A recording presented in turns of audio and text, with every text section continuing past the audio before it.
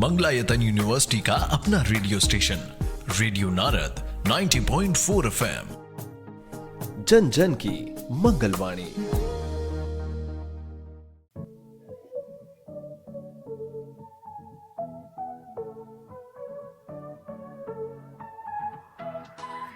स्वागत है दोस्तों, रेडियो नारद 90.4 FM से मैं हूं आपके साथ आरजे आशी और प्रोग्राम शुरू हो गया है करियर काउंसलिंग। जी हाँ दोस्तों, जिसमें मैं लेकर आती हूँ आपके लिए एक ऐसा मेहमान जो आपको बताते हैं अपने डिपार्टमेंट की पहचान।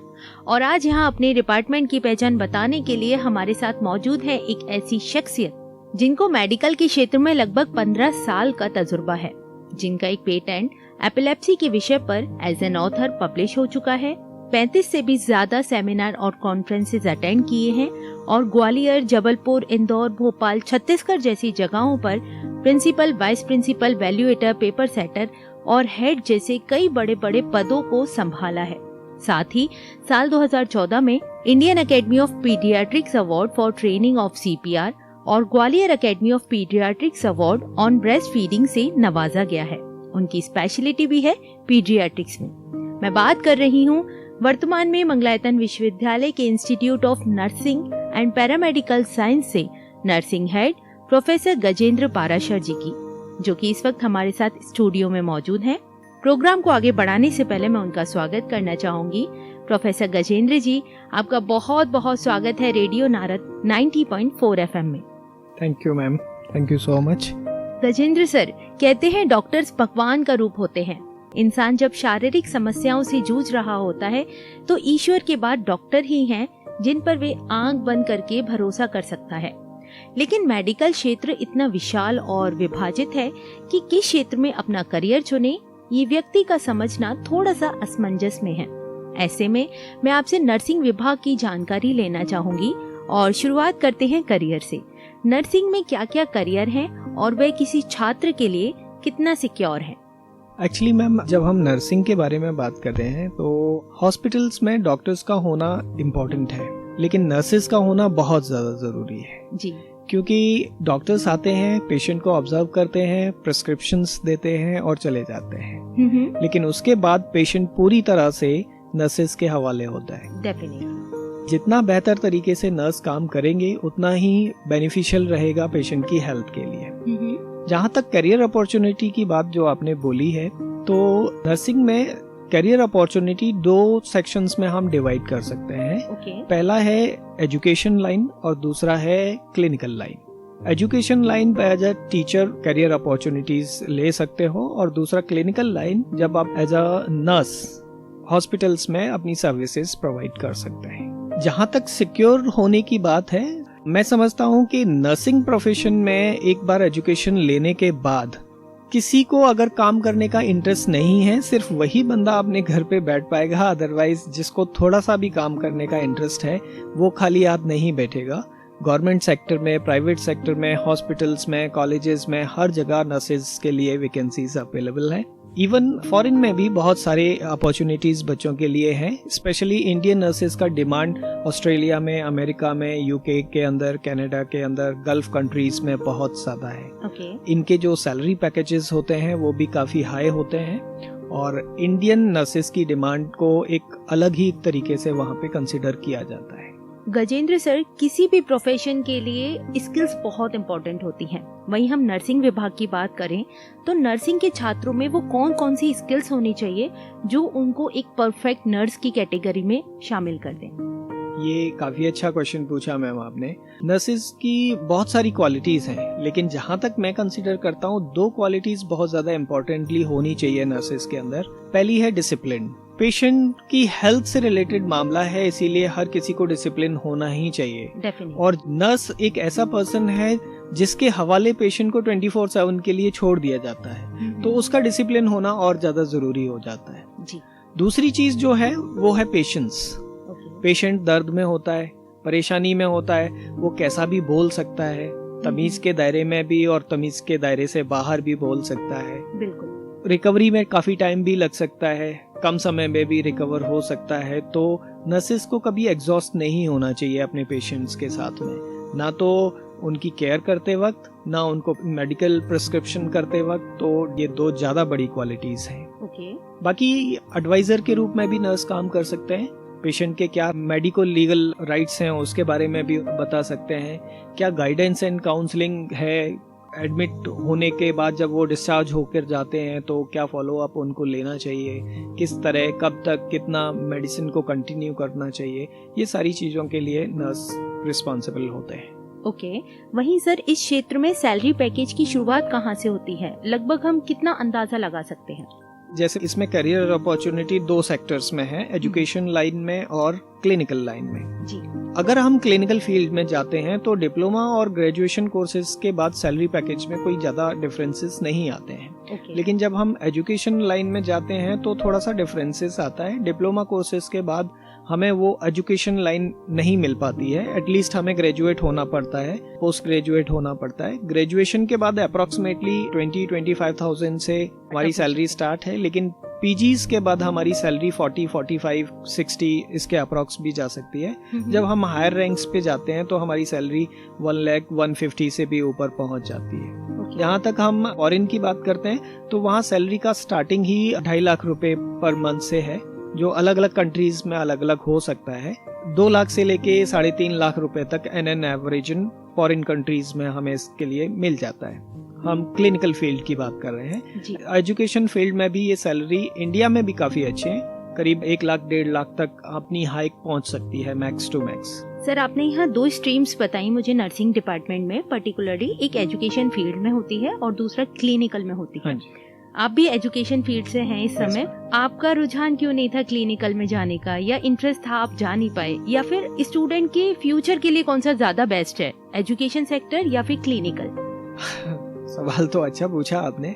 ये एरिया ऑफ इंटरेस्ट की बात है। ओके।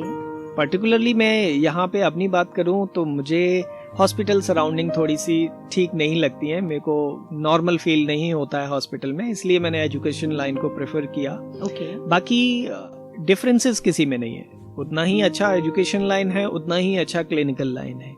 एफर्ट्स क्लिनिकल लाइन में ज्यादा है, सैलरी भी अच्छी है एजुकेशन लाइन से।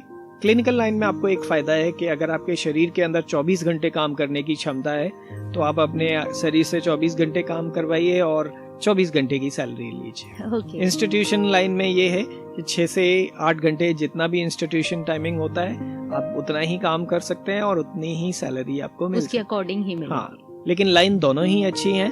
जी सर, वहीं आपने एक एम्प्लॉय के लिए काफी ग्रोथ बताई है इस क्षेत्र में पर्टिकुलरली, लेकिन क्या इन जॉब से उनके परिवार को भी किसी तरह के बेनिफिट्स या सर्विसेज प्रोवाइड की जाती हैं? Yes ma'am. पहले हम डायरेक्ट बेनिफिट्स की बात करते हैं। जब हम गवर्नमेंट एम्प्लॉइज होते हैं तो गवर्नमेंट एम्प्लॉइज के लिए कुछ ऑटोमेटिक इंश्योरेंस गवर्नमेंट की तरफ से होते हैं, तो उन इंश्योरेंस में आपकी फैमिली में आपके मदर, फादर और आपके बच्चे कवर होते हैं जी। जब हम गवर्नमेंट एम्प्लॉइज नहीं होते हैं तो हमें कुछ इनडायरेक्ट बेनिफिट्स मिलते हैं। इनडायरेक्ट बेनिफिट्स जैसे हम किसी हॉस्पिटल जिसमें हम काम करते हैं वहाँ पे वो फैसिलिटीज अवेलेबल हैं जिसका ट्रीटमेंट हमारे फैमिली मेंबर को किसी को चाहिए, तो वहाँ हमारे कुछ हॉस्पिटल चार्जेस होते हैं, उनमें डिडक्शन हो जाता है। कभी कभी हम ऐसे हॉस्पिटल में काम नहीं कर रहे होते हैं जहाँ हमारे पेरेंट्स को या फैमिली मेंबर्स को ट्रीटमेंट चाहिए, तो वहाँ हमारे प्रोफेशन से रिलेटेड बहुत सारे लोग होते हैं जो पेशेंट केयर में हेल्प करते हैं। दूसरी चीज, जितने भी अननेसेसरी ड्यूज और बिल्स होते हैं उनको डिडक्शन कराने में वो लोग हेल्प करते हैं। तीसरी चीज, एक मेंटल स्ट्रेंथ हमें भी मिलती है और पेरेंट्स को भी मिलती है, फैमिली मेंबर्स को भी मिलती है कि कोई हमारा है जो हमारे साथ इस कठिन समय पे वहाँ है। As a blood relation. Yes, something is better than nothing. कोई भी ना हो, हॉस्पिटल एनवायरनमेंट वैसे भी थोड़ा सा नेगेटिव फीडबैक ही देता है। वहीं सर ये भी आपसे जानना चाहूंगी, किस स्ट्रीम के छात्र नर्सिंग कोर्स को कर सकते हैं, मतलब उनका एलिजिबिलिटी क्राइटेरिया क्या होगा, और इस तरह की जॉब्स को करने के लिए कौन कौन से कोर्सेज अवेलेबल किए जाते हैं? जी मैम, इसमें जनरली कोर्सेज को हम डिप्लोमा, ग्रेजुएट और पोस्ट ग्रेजुएट कोर्सेज में डिवाइड करते हैं। ओके। डिप्लोमा में 2 तरह के कोर्सेज इसमें होते हैं। एक ANM होता है, ये 2 साल का कोर्स होता है, इंग्लिश और हिंदी मीडियम दोनों में अवेलेबल है। जो बच्चे 12th कर चुके हैं किसी भी स्ट्रीम से वो सब इसको कर सकते हैं। जनरली इसमें सिर्फ फीमेल को ही प्रायोरिटीज दी जाती है, मेल की एंट्री इसमें नहीं है। इसके बाद दूसरा जो डिप्लोमा कोर्स है वो GNM है। ये 3 साल का कोर्स होता है। इंग्लिश और हिंदी दोनों मीडियम्स में ये अवेलेबल है। इसमें भी किसी भी स्ट्रीम का बच्चा एडमिशन ले सकता है। जहाँ तक ग्रेजुएट और पोस्ट ग्रेजुएट कोर्सेज की बात है, BSc नर्सिंग इसमें ग्रेजुएट कोर्स होता है। जो बच्चे 12th में बायो से पास हैं सिर्फ वही इसमें एडमिशन ले सकते हैं। अभी गवर्नमेंट ने कुछ स्टेट में ऐसा है कि वहाँ पे एंट्रेंस एग्जाम रखा हुआ है, उसमें बायो रिलेटेड 12th बेसिस के क्वेश्चंस होते हैं। थोड़ा सा फिजिक्स भी होता है, थोड़ा सा केमिस्ट्री भी होता है, लेकिन मेजोरिटी पार्ट जो होता है वो बायो से रिलेटेड। कि एडमिशन लेने के लिए आपको वो एंट्रेंस एग्जाम अपीयर होना पड़ेगा और उसको क्लियर करना पड़ेगा, तभी आप एलिजिबल होंगे कि वो एडमिशन आप ले जाएं। लेकिन कुछ स्टेट्स में अभी भी ऐसा है कि वहाँ पे स्पॉट्स एडमिशन होते हैं मैनेजमेंट कोटा के थ्रू।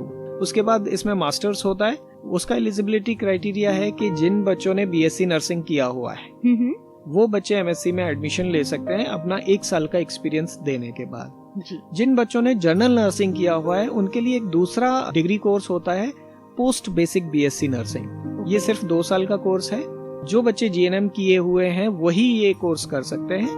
पोस्ट BSc नर्सिंग करने के बाद वो लोग भी MSc कर सकते हैं। मास्टर्स के बाद इसमें PhD का भी ऑप्शन अवेलेबल है। जो लोग PhD करना चाहे नर्सिंग में वो लोग PhD भी कर सकते हैं। ओके गजेंद्र सर, वहीं बहुत से प्रोफेशंस ऐसे हैं जब तक आप उसको प्रैक्टिकली यूज करके अपनी लाइफ में इस्तेमाल करके नहीं देखोगे आपको वो चीजें समझ में नहीं आएंगी। उसी में से एक मेडिकल का कोर्स है जिसमें हम नर्सिंग को भी शामिल कर सकते हैं। तो नर्सिंग के क्षेत्र में किस तरह के प्रैक्टिकल्स करवाए जाते हैं?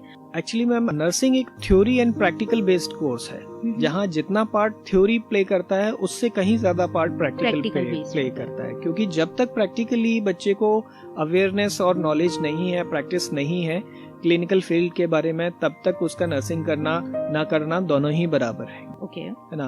तो इसके रिगार्डिंग मंगलायतन यूनिवर्सिटी अपने बच्चों को आसपास के जो सिविल हॉस्पिटल्स हैं, डिस्ट्रिक्ट हॉस्पिटल्स हैं, वहाँ क्लिनिकल प्रैक्टिस के लिए भेजती है, जो गवर्नमेंट के द्वारा कंट्रोल्ड हैं। कुछ रेपुटेटेड प्राइवेट हॉस्पिटल्स हैं, वहाँ भी हम अपने बच्चों को प्रैक्टिस के लिए भेजते हैं। पर एकेडमिक सेशन में इनका 6 से 8 महीने का क्लिनिकल ड्यूटी आवर्स होते हैं, जो कि इनके सिलेबस में प्रिस्क्राइब्ड हैं। उसके अकॉर्डिंग हमें इनके जब तक ये क्लिनिकल आवर कंप्लीट नहीं होते हैं, प्रैक्टिस कंप्लीट नहीं होती है, तब तक अगले सेशन में प्रमोट नहीं कर सकते। तो ये प्रैक्टिस बेसिस है, जहाँ बच्चे इंजेक्शन लगाना, ड्रिप लगाना, कैथेटराइजेशन करना, हाईटेक मशीनों को, डिफिब्रिलेटर यूज करना, वेंटिलेटर यूज करना, ये सारी चीजें सीखते हैं। उनको पीडियाट्रिक के बारे में भी, बच्चों के बारे में भी, क्योंकि बच्चों का केयर करने का तरीका थोड़ा सा डिफरेंट होता है अडल्ट की तुलना में। वो ज्यादा डेलिकेट होते हैं, तो उस हिसाब से हमें उनको करना होता है। कभी कभी पेशेंट एग्रेसिव भी होते हैं। कुछ मूड डिसऑर्डर ऐसे होते हैं जिसमें पेशेंट एग्रेसिव होता है, वो हाथ पैर भी चलाते हैं, झगड़ा भी कर सकते हैं, मार पिटाई भी कर सकते हैं, कुछ भी कर सकते हैं। तो ऐसे पेशेंट को कैसे डील किया जाना है वो हम साइकेट्रिक के अंदर सीखते हैं। और 4th ईयर में और GNM के फाइनल ईयर में हम प्रेगनेंसी और उससे रिलेटेड पार्ट के बारे में गायनेकोलॉजी के अंदर और ऑब्स्टेट के अंदर सीखते हैं। ओके सर, वहीं ट्रेनिंग एंड प्लेसमेंट की सुविधाएं कितनी साकार हैं? ट्रेनिंग और प्लेसमेंट की जहाँ तक बात है, नर्सिंग प्रोफेशन में इसकी जरूरत पड़ती ही नहीं है। ओके। बच्चे पास आउट होने के बाद इतनी जॉब अपॉर्चुनिटीज अवेलेबल हैं कि किसी इंस्टीट्यूशन या किसी एजेंट या किसी एजेंसी के माध्यम से बच्चे जाना चाहें तो जा सकते हैं। बहुत सारे प्राइवेट हॉस्पिटल्स, जो प्राइवेट कॉलेजेस हैं, वहाँ पे वैकेंसीज हैं। बच्चे डायरेक्टली अगर वहाँ अप्रोच करें तो उनको अच्छे सैलरी पैकेजेस मिल जाते हैं और किसी के ऊपर डिपेंड रहने की बच्चों को इसमें जरूरत नहीं है। जहाँ तक हम मंगलायतन यूनिवर्सिटी की बात कर रहे हैं, तो यस, जैसे ही हमारा बैच पास आउट होगा, हम बहुत सारे हॉस्पिटल्स के कॉन्ट्रैक्ट में हैं, उनके साथ हमारे MOU हो चुके हैं। हम बच्चों के क्लिनिकल प्लेसमेंट्स के लिए तैयार हैं। हम पूरा 100% प्लेसमेंट कराएंगे। Definitely sir. और अंत में एक संदेश की मैं बात करूंगी, जो श्रोतागण इस समय आपको सुन रहे हैं, आज के विषय के मुताबिक आप उनको अपनी ओर से क्या संदेश देना चाहेंगे? मैं आपको ये एक संदेश जरूर देना चाहूंगा कि अगर आपका मोटो लाइफ में पैसा कमाना है, लेकिन पैसा कमाने के साथ साथ कुछ लोगों की सेवा भी हो जाए, किसी के सुख दुख में आप काम आ जाओ, तो नर्सिंग आपके लिए सबसे बेस्ट प्रोफेशन है। यहाँ आप पैसा भी कमा सकते हैं, लोगों की सेवा भी कर सकते हैं और दुआएं भी ले सकते हैं। जनरली 2 in 1 होता है या 3 in 1 होता है। डेफिनेटली बहुत ही अच्छा संदेश दिया सर आपने। दोस्तों, जैसा कि प्रोफेसर गजेंद्र पाराशर जी ने बताया, अगर आप भी इस क्षेत्र में अपना इंटरेस्ट रखते हैं तो अपनी मेहनत और टैलेंट के साथ आप भी इस क्षेत्र में बहुत आगे बढ़ सकते हैं और अपना भविष्य उज्जवल बना सकते हैं। और एक बड़े ही अच्छे संदेश के साथ अपनी वाणी को विराम दिया कि अगर आप ये 3-in-1 काम करना चाहते हैं, पैसा भी कमाना चाहते हैं, सेवा भी करना चाहते हैं और ब्लेसिंग्स भी लेना चाहते हैं, तो नर्सिंग डिपार्टमेंट के द्वार आपके लिए खुले हैं। आप इसमें आकर अपना एडमिशन लेकर अपना सपना साकार कर सकते हैं। इतने प्यारे से संदेश के लिए सर मैं आपका बहुत बहुत धन्यवाद करना चाहूंगी।